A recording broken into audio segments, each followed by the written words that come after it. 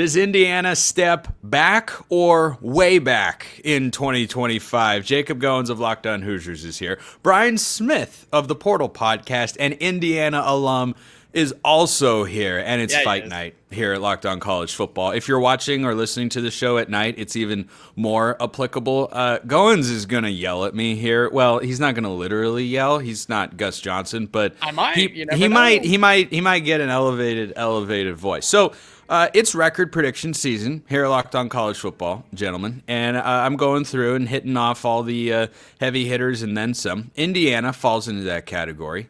Their preseason win total, according to our friends at FanDuel, is 8.5. I do like them over. I instinctually want to take them under because I think they are a pullback team from last year. I don't know if Mendoza is Curtis Rourke, but Cignetti's track record with quarterbacks pretty darn good. The schedule, however, I see 3 losses. I think 10-2 is more likely than 8-4. I've settled on 9-3. I think they lose. Goins, get ready. I think they lose their first Big Ten game of the year at home to Illinois. I'm sorry, Hoosier fans. I love the Illini too much. I think they lose at Oregon. I think they lose at Penn State. They are sizable double-digit underdogs in both of those contests. Jacob, I will turn it over to you. 9-3 for the Hoosiers. Do you see it? I think 9-3 is an acceptable year 2, given the magical season of year 1, right? Double-digit wins, college football playoff, the greatest season in the history of Indiana football. Brian can speak to that even more than I can. I mean, there's just so much. Sorry, Jacob, did you just call Brian old? No, I call Brian seasoned is what we'll go with. The fact that he's watched Indiana football a little bit longer than I have, but he can speak to what I'm talking about. The fact that Indiana football before Curt Cignetti sucked. It was terrible. It was literally the most losing program in the history of college football. And then Curt Cignetti showed up, and you make it to the college football playoff. And so, sure, the step back is inevitable in some places. But the fact is, the roster may have gotten better than it was last year. From last year to this year, I think the offensive line is better. Funny enough, I think the running back room is just as good. And I think the peak of Fernando Mendoza is higher than what we got with Curtis Rourke. So if he stays healthy, you're talking about a guy that could be a dark horse sitting in New York. There's a percentage floating out there that he could be the number 1 overall pick in the NFL draft. Oh, okay. That's what the Hoosiers have, and the defense is going to be just as good, which was ranked number 1 in the nation statistically last year. And so how is it all this crazy thing that Indiana can't win 10 games and can't get back to the college football playoff? They're not losing to Illinois at home in their Big Ten opener. It's not gonna happen. It won't. Well, but before we work Brian into the fold, I will allow guests to run wild and speak for themselves here on this program as the executive producer. I will allow a certain level of tomfoolery. If you say Fernando Mendoza and number 1 pick in the NFL draft again, I'm going to get you kicked out of this network. 12%. I assure you Blackerby 12%. Likes me more than you. I don't know. Never mind. I'm not going to go there. But I'm just saying, man, Indiana's roster might just be better than it was last year, and that's a team that made it to the college football playoff. Road games at Oregon and Penn State, I'm not crazy. I'm not going to say, yep, got them, W, undefeated. No, that's ridiculous. I do think Indiana has a better chance to beat Oregon on the road than they do Penn State on the road, but it's still going to be a double-digit underdog, a tough game to win, and I'm not crazy. But I'm the only one in this call, and I know Brian's on the other side here, that says that Indiana's going to lose to Illinois. It's not going to happen. Okay, Brian, talk some sense into this, man.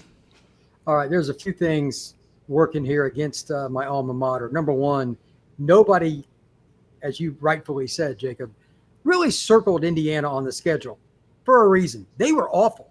One of the first years I followed college football in the early 80s, you know what they went? 0-11. So they've been terrible for literally 0-11. Ooh.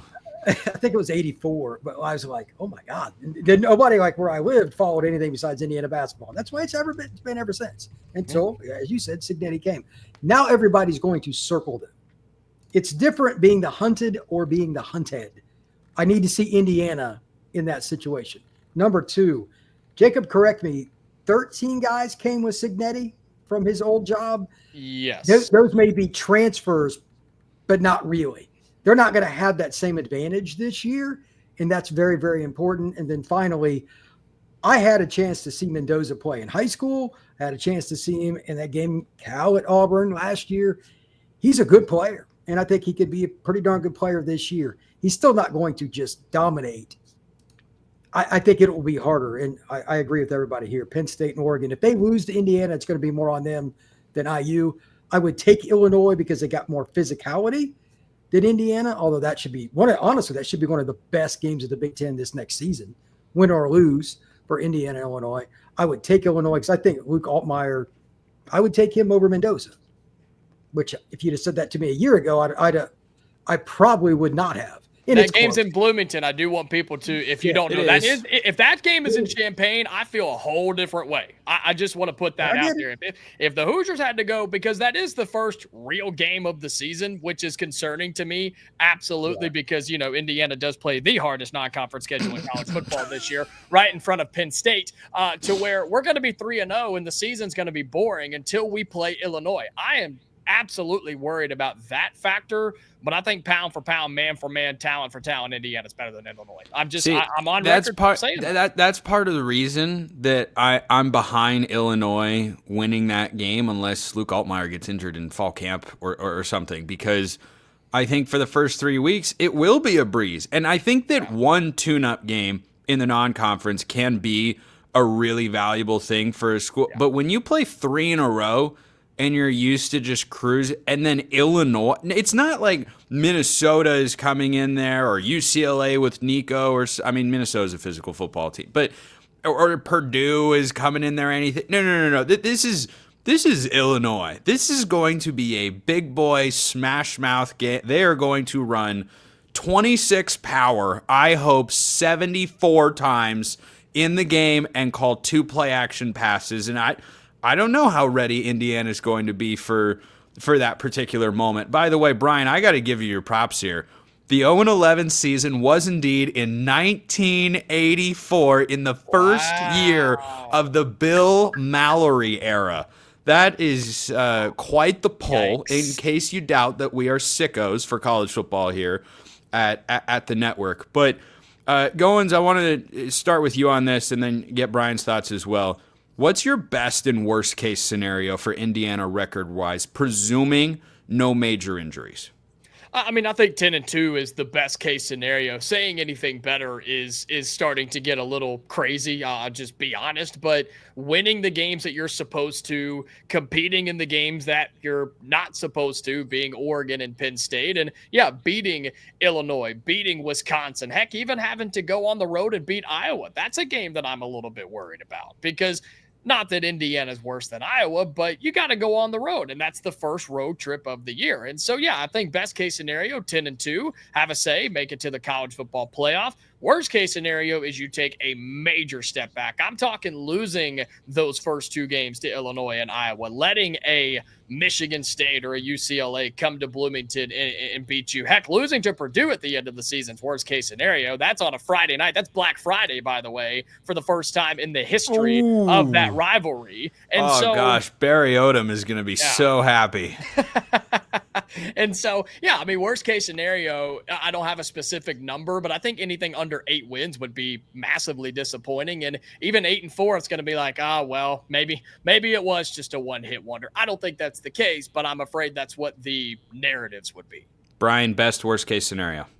I could see 7-5 if things went wrong injury-wise, but otherwise I think I'm pretty much there with Jacob. 8-4. The Iowa thing, by the way, that is a very difficult place to play.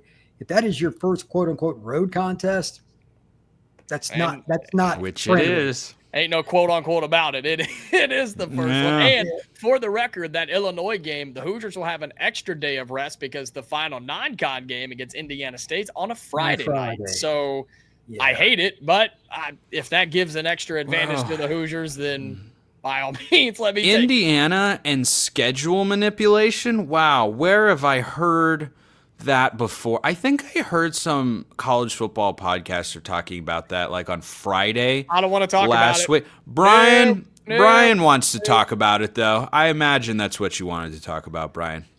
Yeah, the text I sent you this morning, I was pretty ticked off. Like, as an alum, dropping Virginia, who's, let's just be blunt, is not exactly a power in football. And from what I was hearing, the team they're going to add is Austin Peay. I don't know if that's accurate, but anything of that variety is pathetic. I have called a game at Austin Peay before. Okay, well, that's fine. Clarksville's a wonderful downtown area. Okay, great. I'm sure the beer was full of that. Thank you. But the bottom line is still the same. If you're going to ascend in college football, you got to beat some people. Let me give you a little clue. Here, Spencer, if you want to do some research for fun, go look at early 80s Florida State schedules. There was a year the Noles played like Ohio State, Notre Dame, Nebraska, and LSU like consecutively on the road. Yeah, that's how they climbed, and that's why recruits wanted to go there. Do you think Indiana's going to recruit better playing Austin Peay to either one of you? Really? No. Austin Peay, who cares? Now, I happen to know that's in Tennessee, and you just gave that. Most people wouldn't know what state that's in because it's Austin Peay. Yeah. Indiana is taking the soft route after they got laughed about because they didn't play well against Notre Dame. They made the playoff, but the schedule was weak last year. They're not helping themselves. I know the butts and seats, we need money to pay for Title IX sports is the reason, but they got to find a way around it. You can't do this consistently and move up. It's a terrible. Well, even if that's the thinking, I feel like fans would rather see Virginia than another game against a team you're going to beat by 50 points. Like and this is the second time the Hoosiers have done this. I just want that to go on the record. Who's Second the time other they've one? done that. Oh, goodness, I can't remember. It was another middle-of-the-pack non-con team. But then, we're adding, Austin Peay and another game against Kennesaw State and things like that. I'm with you on that. I hate this And it's the premise. It's the premise of it that bugs me. You know, I don't need you to schedule Clemson, Notre Dame, LSU, but have any Power 4 opponent any Power 4 opponent. You don't know what they're going to be. You know, the point I made on Friday is, hey, what if you'd scheduled a 2026-27 home-and-home with Indiana literally 2 years ago? It would have felt about the same as scheduling Virginia right now. Well, suddenly, that hypothetical home-and-home with Indiana looks and feels a heck of a lot different for whoever would have done that. Like, you don't know how things can change in a Power 4. Like, putting Wake Forest on the schedule right now. What if Jake Dicker comes in and just turns them around right away? Like, if it can happen at Indiana, I think it can happen just about anywhere. And I'm glad that we are in agreement that this is not a good thing for the sport. I'm going to close with a piece of trivia for you guys, just because I'm a nerd. Can either of you tell me the mascot for Austin Peay? I'm not sure. I don't know. I don't know. The Governors. They have got a Mr. Peanut Monopoly looking mascot. Yeah. He's got a spectacle. It's sensational. Speaking of mascots, I know we got to go. Have you seen the Hoosiers' new mascot? Have you seen who's making the appearance in game Bison? Yeah, the Bison is back, baby. Game 1, the Bison. Hoosier the Bison is back. Hoosier the Bison. Yep, look it up. You got to look it up. Okay. It's a pretty neat looking mascot. That's first thing I'm doing once we hop off of here. Jacob Goins, Locked On Hoosiers, Brian Smith, the Portal Podcast in Indiana grad. That'll do it for today. Appreciate everyone listening. I will see you next time. And until then, hope you all have a wonderful rest of your day.